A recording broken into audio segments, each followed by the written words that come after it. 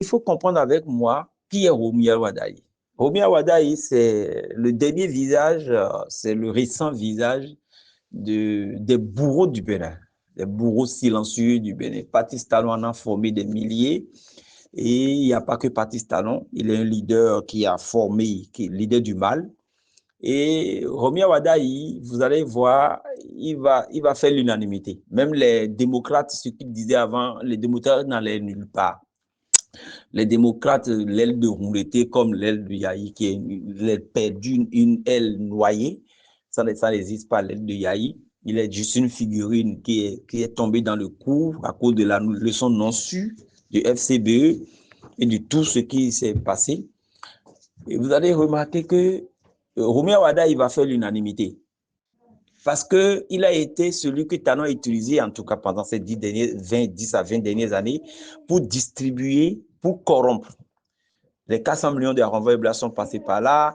La nomination de Humbedi en 2015, qui a donné l'argent, c'est Wadaï, qui a distribué les fonds aux députés pour que le jeu qu'il y a eu électoral sous Yahi Boni, où, comme écoutez, 49 plus 1 égale à, voilà, les histoires là, plus et le fait que quelqu'un a fléché et puis une seule voix a fait que Adrien Humbedi a été nommé président de l'Assemblée nationale. On a pensé que c'était un vote, c'était une victoire. On a parlé de valises d'argent, de télécommande de Paris. Et Patrice Talon le confirme en disant que tous les gens qui ont défilé à Paris du Bénin ont été mouillés, qu'il les a financés, qu'il a mis beaucoup d'argent.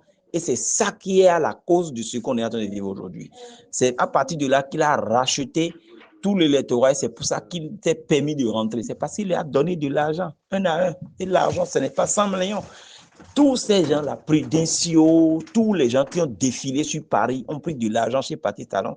Et c'est tout cet argent-là qui est genre, j'ai acheté le Bénin pour être président. C'est pour ça qu'il est très sûr de rentrer. Il a ficelé, il a donné de l'argent en Côte d'Ivoire, il a donné de l'argent au Togo, et les Rikiat Madougou, tout ça sont embourbés dans ça. C'est pour ça qu'elle se retrouve en prison. Et ça lui a permis de rentrer pour prendre le pouvoir. Il n'avait plus de problème pour prendre le pouvoir parce qu'il avait déjà acheté tous les gros électeurs qu'il a fait fabriquer lui-même. Pas absence d'état, la mère des mots. Wadaï est au cœur de tout ça. Il est le cacheur. Il est le petit bout d'homme. Tigoué, flouti. Il prend les valises en cash parce qu'ils ne remettent pas l'argent par des virements bancaires. C'est du cash et c'est Patrice Talon seul qui est probablement celui que les politiciens autorisent à faire ça. Et il leur distribue du cash. Et c'est Rohmy El-Wadaï. Patrice Talon lui-même ne prend pas de l'argent pour aller remettre à quelqu'un. Il est malin. C'est Rohmy El-Wadaï qui le fait. Ça fait que Rohmy El-Wadaï est connu. Vous avez vu comment Boussouma Batoko a pris Rohmy El-Wadaï? Malgré tout ce qu'il y a eu, on l'a insulté, on l'a dit qu'il couchait avec la maman de Steve Amoussou, qui est en même temps peut-être frère Onvu ou pas, je ne sais pas. On a dit on a tout dit sur lui, mais vous avez vu rapidement qu'il soutient Rohmy El-Wadaï. Il est en train de faire campagne dans le Nord pour Rohmy El-Wadaï. Pourquoi? Parce que tout simplement, Rohmy El-Wadaï est le cacheur de tout cela. Vous avez vu comment Basile Arossi, ancien douanier, qui est dans LD, soutient Rohmy El-Wadaï, automatiquement il le dit de façon effrontée parce que Yahi Boni ne peut jamais donner l'argent que Rohmy El-Wadaï donne à Arossi Wadaï, ou Yahi Boni ne peut jamais donner ça. C'est ce que j'ai dit. J'avais dit à l'époque que Yahi Boni dit qu'il a sécurisé les parrainages, mais est-ce qu'il a mis au moins 400 millions d'enveloppes sur chaque parrainage sécurisé? Non. Jusqu'à en avoir pour aller acheter même des gens dans le camp. Il n'y a même pas de camp. Il n'y a pas deux partis au Bénin, c'est un seul parti avec des démembrements. Le seul parti, c'est Patrice Talon. Et les démembrements, c'est les LD qui vont faire l'opposition. C'est des arrangements, quoi. C'est des arrangements de haine dans paix. Haine étant ce que vous savez, paix étant ce que vous savez. Et maintenant, les combinaisons de haine dans paix aussi. Parce que ces combinaisons vont permettre de savoir qui a le caractère de ne pas prendre de l'argent, qui a le caractère de prendre de l'argent et de parler. Vous voyez, qui a le caractère d'être financé, qui a le caractère de ne pas être corruptible. Et ceux qui ne sont pas corruptibles, on ne les arrête pas. On les fragilise. On les met en minorité avec les fétiches, les paix, avec les vaudous, les legba gaga, on les met en minorité. Et ceux qui prennent de l'argent et viennent jouer au malin sur l'espace public, on les met en prison ou bien on les tue, on les fait disparaître. Ceux, les autres, on les nomme. On les nomme députés, on les nomme maires, on les nomme ministres, on les nomme directeurs, on les nomme chefs de projet, on les nomme à l'Assemblée nationale africaine, on les nomme à l'UA, on les nomme à CEDEAO, on les nomme partout, on les met au conseiller du chef d'État.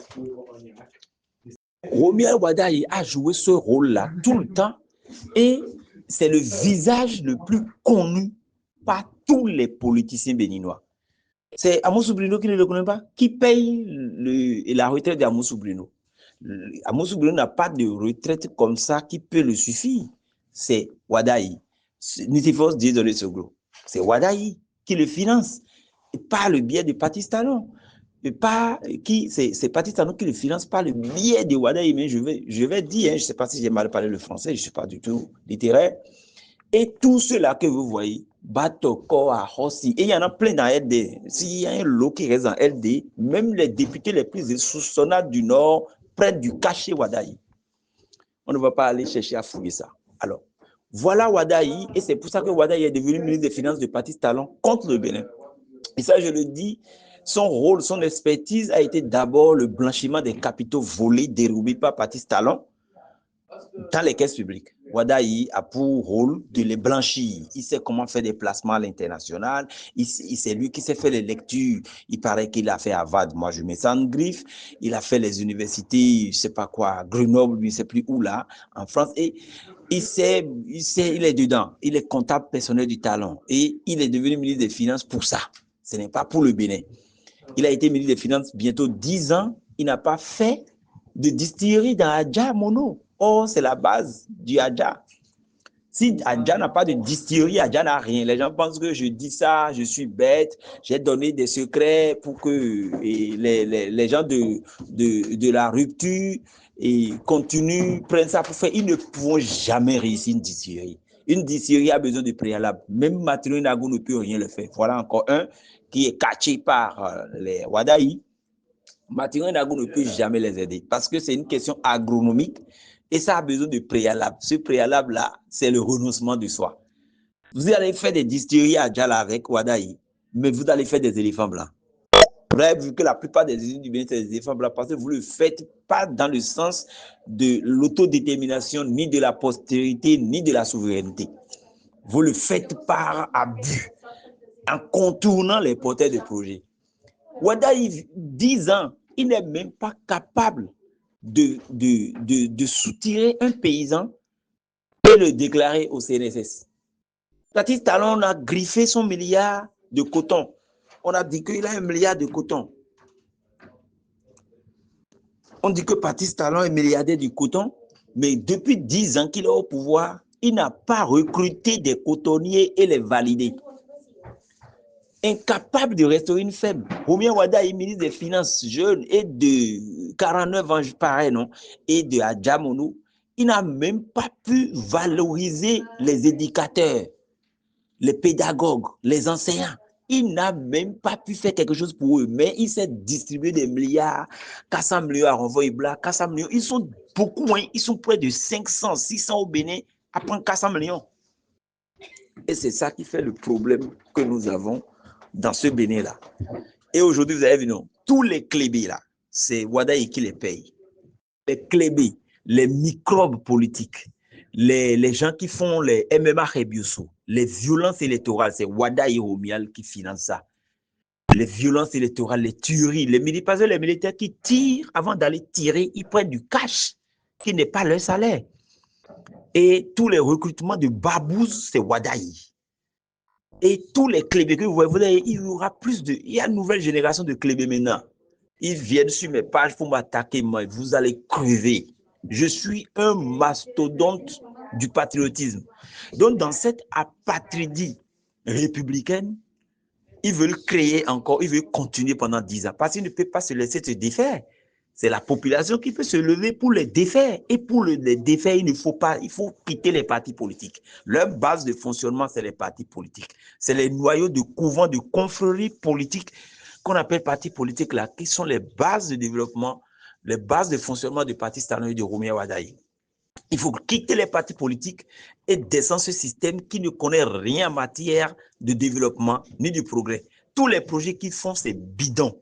C'est des projets bidons qui n'ont pas d'avenir parce qu'ils ont peur de l'épanouissement, de l'affranchissement et de la souveraineté. Dans ce système d'apartheid, on ne permet jamais à aucun citoyen d'être affranchi ni épanoui. On ne le permet pas. On peut vous permettre de vous retirer, de vous donner des choses pour que vous ayez une maison à étage, des voitures, vous ayez un passeport diplomatique, mais on ne vous permet pas d'être libre, indépendant, de faire le progrès ni d'exprimer votre ingénierie. C'est un système qui est contre les algorithmes, contre l'ingénierie, contre la tisserandierie, contre la forge populaire. C'est un système qui est contre l'intelligence citoyenne. C'est pour cela que le projet là, Romy Wada, il connaît, non? Le projet là, j'ai visité tout le monde. J'ai fait 217 courriers de 2016 à 2019. J'ai arrêté de faire les courriers après l'événement du 1er mai, du 2 mai. J'avais aussi déjà été fléché à partir de août 2018, où j'ai enterré aussi. J'ai enterré, et puis le 3 mars 2019, j'ai enterré aussi hein, dans mon camp. C'est-à-dire, au lieu de mourir, quelqu'un d'autre est mort de mon côté à moi. Et j'étais déjà en place, j'ai arrêté les courriers en 2019. 217 courriers officiels. Donc, Wada y est dedans. Il connaît le projet Fati, il ne peut même pas intervenir dans l'ouverture des voies fluviales. Parce que ça n'a rien à voir avec politique, ni il a certainement vu que je ne suis pas achutable. La preuve, dans les réseaux, les gens m'ont amené chez son père. J'ai discuté avec son père qui était hémiplégique. Et on est allé juste dans le village vers Gadomé ou bien c'est pas comme une façon là, pour des histoires d'artémisia, des histoires il faut le faire, ils ont des domaines. Donc, c'est pour vous dire que c'est des gens qui sont contre la nation, contre la République, contre le progrès, contre le pays. Dans un système d'apartheid, on ne permet à personne de s'affranchir. Et c'est pour ça que le débat actuel sur toute l'Afrique, c'est le débat du noir contre le noir. Le noir est le plus gros problème que l'Afrique noire ait connu. Et il faut combattre le noir pour libérer l'Afrique.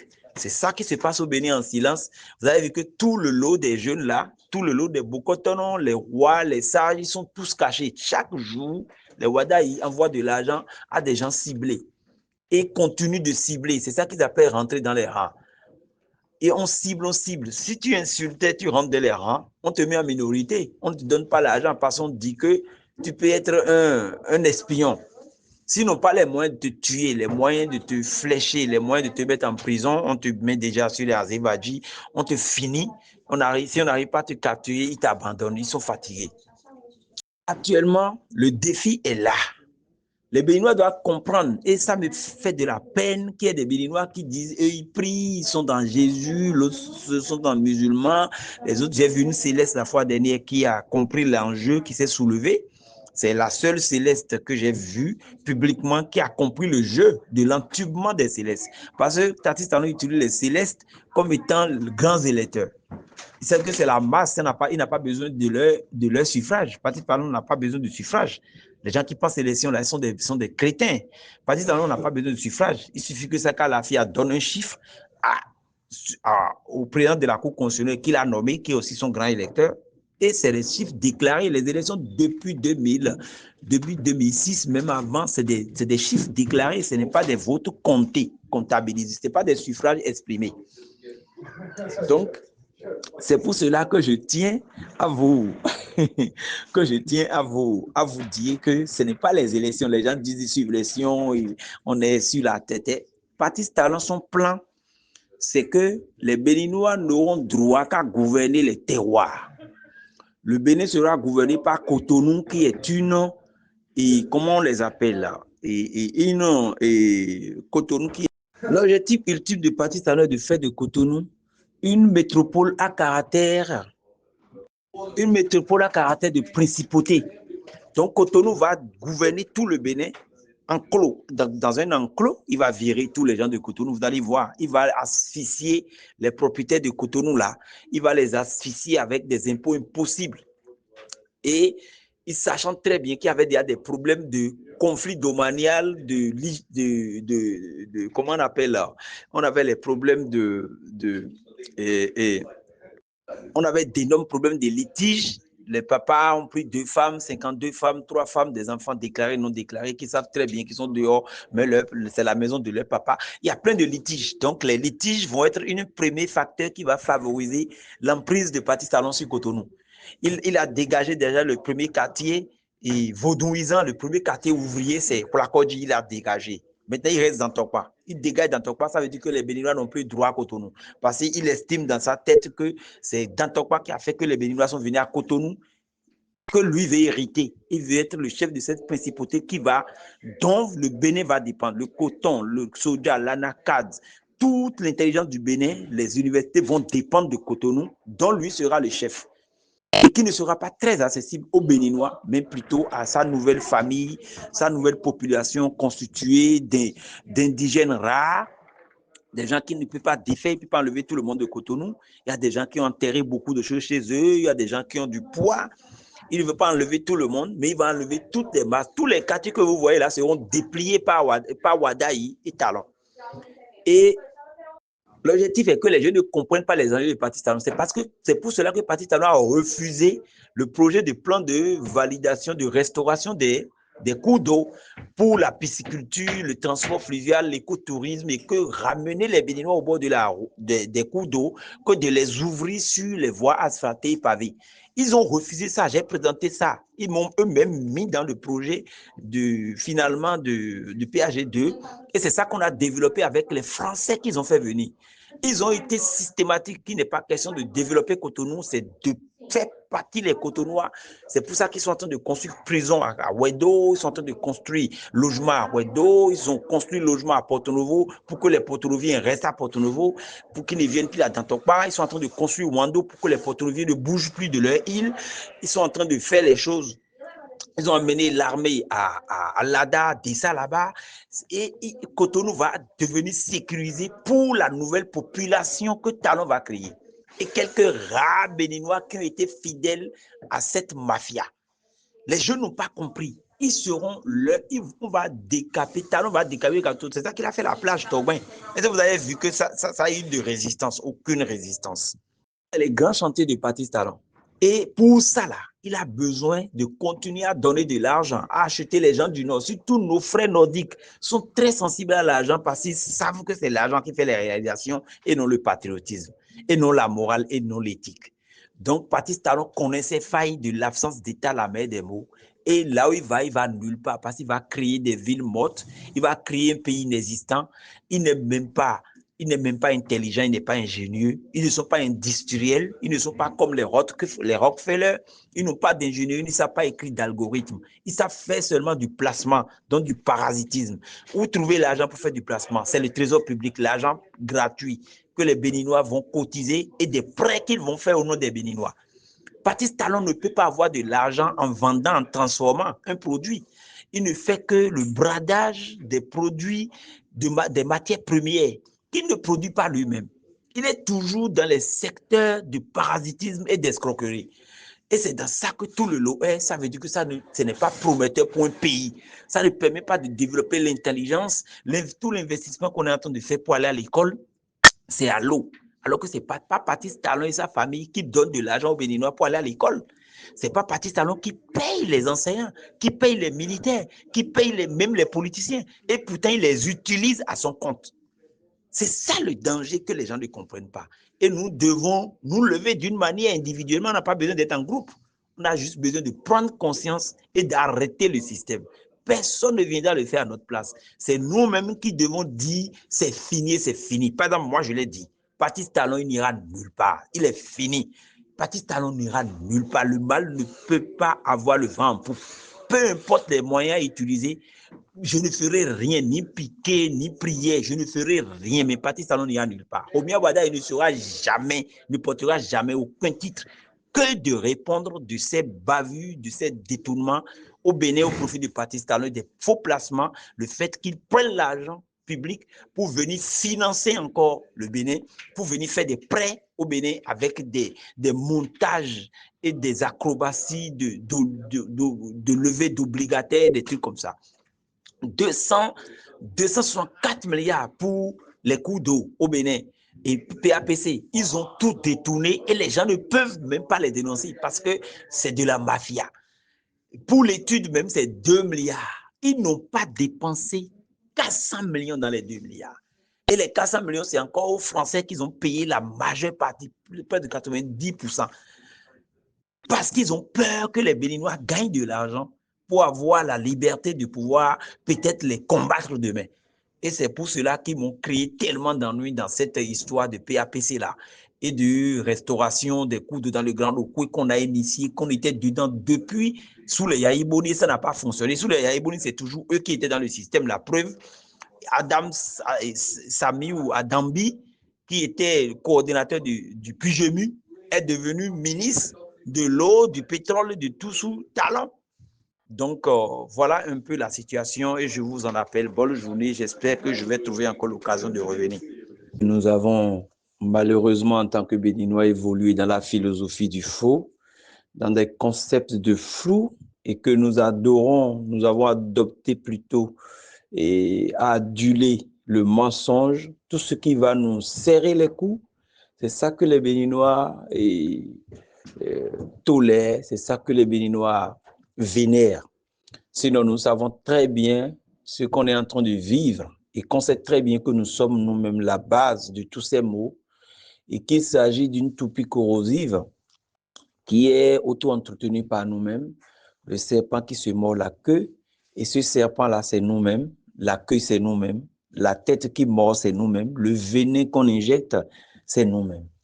Et c'est là où je déplore, je m'indigne contre la lutte panafricaine et kamitique. Bon, les kamites, c'est carrément de l'autre côté, c'est la lutte des filous, des perfides. Sinon, la lutte panafricaine, elle est encore à cheval entre le flou et le réalisme. Et pourquoi je m'indigne? Je m'indigne contre eux tout simplement parce que et le problème qu'on a, le véritable problème qu'on a au Bénin est au Bénin, uniquement au Bénin, purement au Bénin, de racines béninoises. Et il disperse les Béninois sur des thématiques qui n'ont rien à voir avec les Béninois. Franc CFA, brûler du passeport, oligarchie, impérialisme. On n'a que des problèmes de village, de rural, de méros flous, de pervers narcissiques, de sages maléfiques, de rois incongrus, de têtes couronnées de balivernes, des jeunes formés à l'ENA, dans l'administration, dans les statistiques, pour rien que pour adouber le faux, pour ne jamais titiller la souveraineté, pour ne jamais titiller le progrès, pour ne jamais accompagner la République, pour ne jamais permettre à la République d'exister, à la nation d'avoir une posture de postérité. Je rencontre très peu de jeunes Béninois qui parlent développement. Ils parlent tous de oui, c'est comme ça, Djibiti, Couvent. Et les affaires politiques, ils vont tous dans les politiques, jamais dans l'ingénierie. Lorsqu'il s'agit de faire des distilleries, ils vous regardent, ils ricanent. Lorsqu'il s'agit de restaurer les femmes d'État, ils se disent s'ils vont abandonner leur Djenana à Cotonou qui ramasse toutes les filles pour aller se mettre dans une ferme avec une roue, quoi. Qu'est-ce que le jeune l'a dit? Et on me dit, ouais, moi, je ne suis pas réaliste. Moi, je suis, depuis les bancs de l'agronomie, les gens m'ont toujours dit que je suis utopique. Quand je dis au professeur d'arrêter de dessiner des planches de tomates au tableau pour qu'on aille le faire avec les roues sur le champ, sur l'espace vert du campus, les étudiants m'ont toujours dit que moi, je suis dans l'utopie. Cette utopie les a rattrapés. Ils sont tous diplômés, chômeurs techniques, en train de jouer avec et GSM, en train de jouer avec les congrès, les appels d'offres scientifiques de 2 semaines, en train de jongler leur vie, en train de penser que c'est uniquement la sorcellerie. C'est vrai qu'il y a la sorcellerie, mais nous sommes les plus gros responsables de nos maux.